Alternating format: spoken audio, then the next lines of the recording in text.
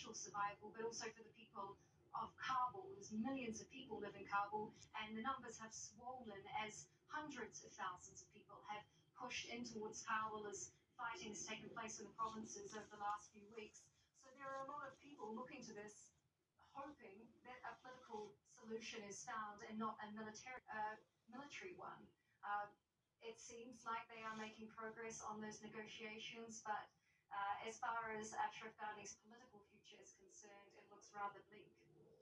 And as far as the signalling and the optics are concerned, when we talk about that shuttlecock process, Charlotte, helicopters going from embassies, going from, I assume, the compound housing that the embassy staff work in and live in to the airport, they're literally, we understand, destroying information in the embassy buildings. They're being ferried to the airport. Some of them are working by remote in the airport.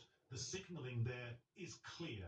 I mean, in a sense, we don't even need to discuss it, I guess. They all think